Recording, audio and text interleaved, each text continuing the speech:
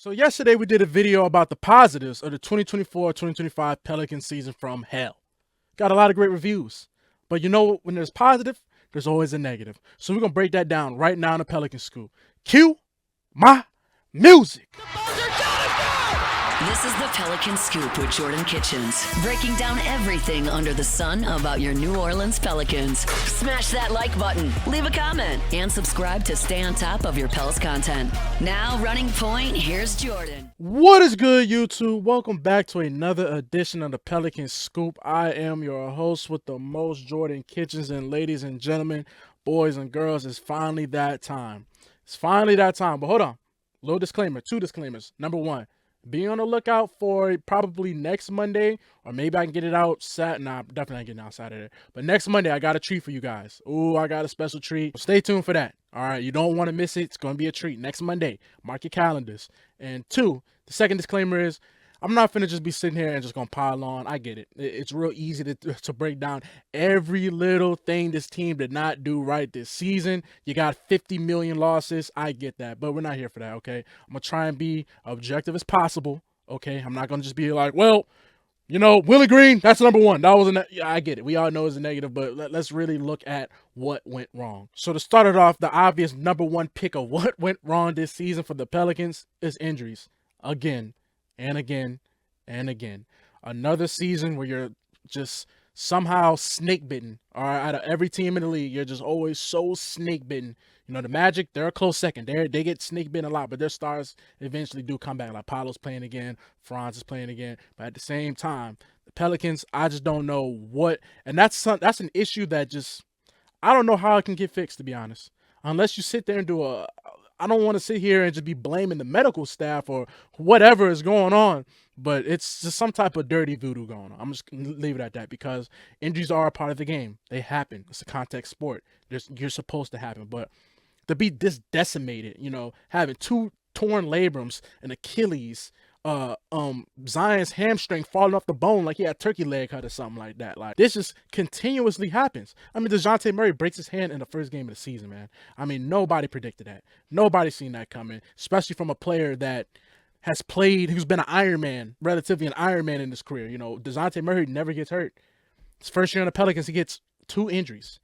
Two serious injuries. A broken hand on his shooting hand and a torn Achilles. Can't make it up. I swear to God, you just cannot make this stuff up. This really happens. This guy has been perpetual Iron Man in the NBA. Somebody that's going to play 70-plus games damn near every year of his career. The second he stepped on the Pelicans court, he gets hurt. That's a little fishy to me. I don't know how we can sit here.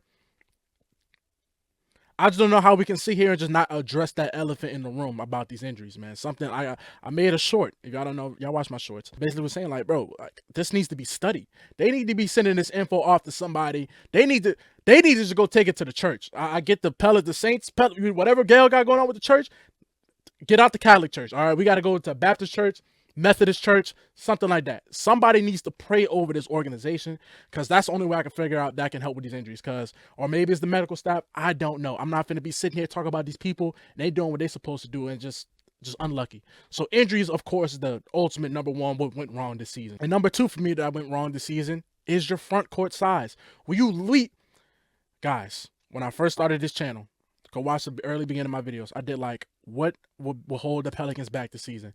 The main thing I said that was going to hold the Pelicans back this season, before everybody even got hurt, before they even stepped on the court, was that I was not confident in a front court of Daniel Tice. And at the time, Yves Missi was just a super raw rookie we saw in Summer League that's like, you know, and we had this myth of Carlo, of what Carlo could be, you know, but he's still in Birmingham. Like I told y'all, he'd be in Alabama more than the Crimson Tide. So at the time, your front court was Yves Missi, Zion Williamson, and Daniel Tice. I already knew from the jump that was not going to work. And a lot of y'all agree with me that was not going to work because you're in the Western Conference. Okay, the Houston Rockets tried to do this small ball stuff because Griff tried to sit here and sell everybody that, oh, we have all this wing depth and talent that we probably not even going to have a big out there. That's not how this NBA thing works, brother. And there you actually get paid millions to do this. The Houston Rockets should have been a prime example that showed you that's not a winning solution. You need some type of big man. In this day and age, the bigs are only getting better and better. I mean, we can look Matter of fact, let's do this real quick. So real quick. Let me just give everybody a visual real quick. So we're just gonna do the top 8 teams that that will make the playoffs for I guess the play-in, but let's focus on the top 8. OKC Thunder, Chet Holmgren, Isaiah Hartenstein.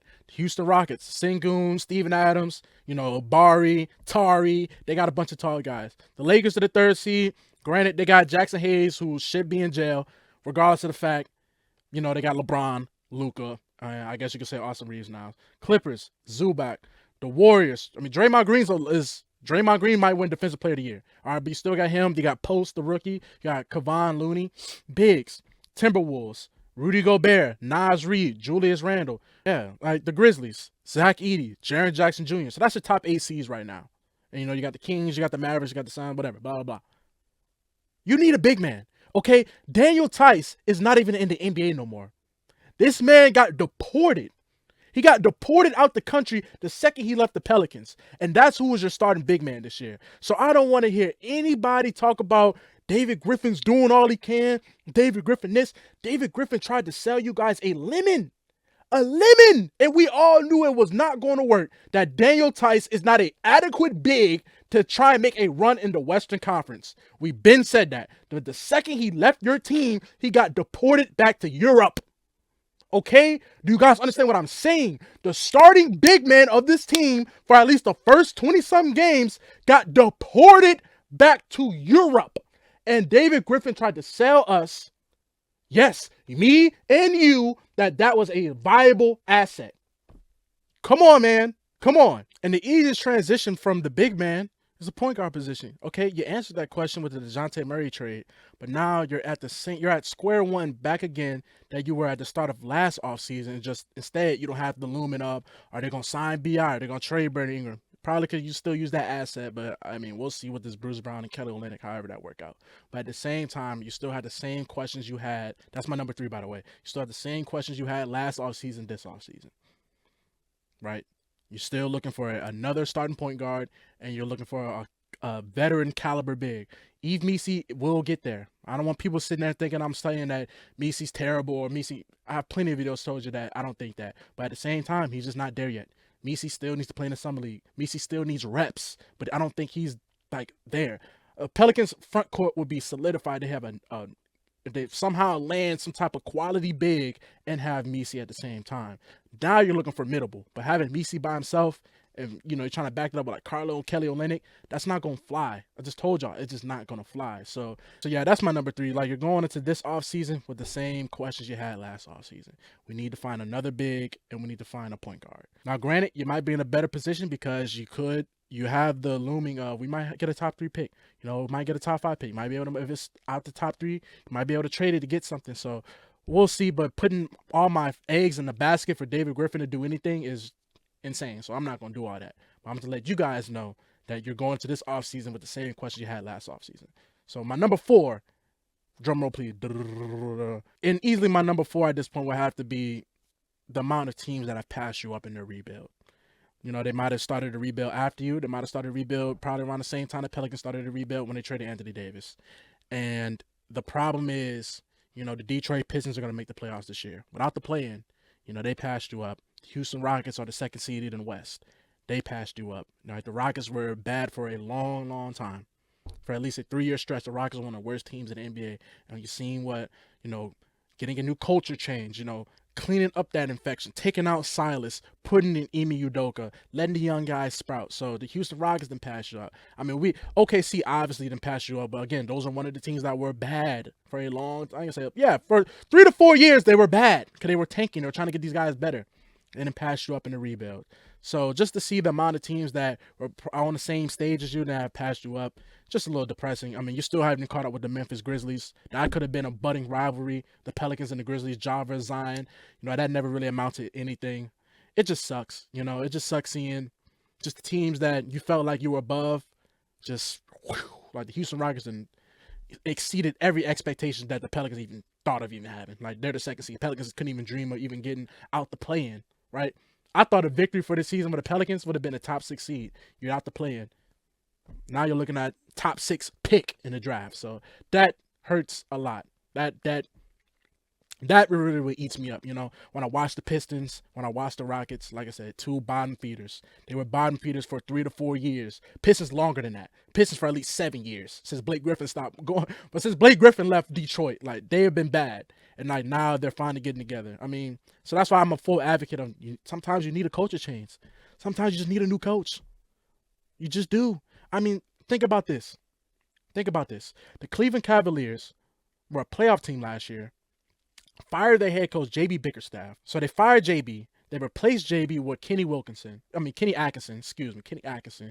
The Cavs take off, right? JB rebounds, goes to the Pistons, who had Monty Williams, who was the coach of the year for the Suns. I mean, he was a good coach here for the Hornets. He wasn't with the Pelicans, with the Hornets. I mean, had him on this crazy contract. They immediately identified the problem. He said, you know what? This ain't going nowhere. Forget it. We'll just bite the bullet. We'll just pay him this money, get him out of here. They immediately get rid of Monty Williams for like 2 to 3 years. Get rid of Monty Williams.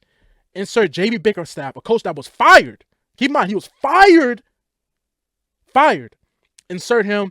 Pistons culture. Boom. Explodes. Look at him. Thriving. Cade Cunningham. Thriving. Sor Thompson. Thriving. All of them thriving. B. Stu. Thriving. Jalen Durant. Thriving. Just like that. So it really could be that simple. Extract the infection. Give yourself some antidote. Pelicans. Help yourselves. Get Willy. Start a new culture change. You need a culture change. You need a culture shock bad.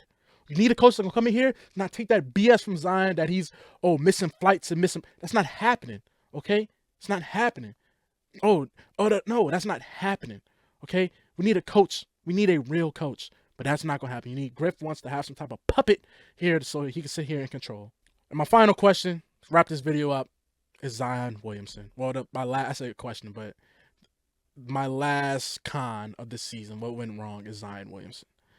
Zion let the franchise down again by missing games. Get it, injuries, whatever.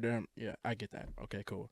But it's a pattern, right? That him by himself is enough to at least get you scraping, at least try and get in the play-in. So without him, and without an adequate coach to sit here and even just weather the storm, it is what it is, right? So, but the problem also with Zion, you're going to another offseason where what to expect. Like, nobody knows what to expect out of Zion. Granted, it's finally the first time in a long time he's been going to the offseason healthy, not injured. So that does help. But at the same time, what is Zion going to do, right?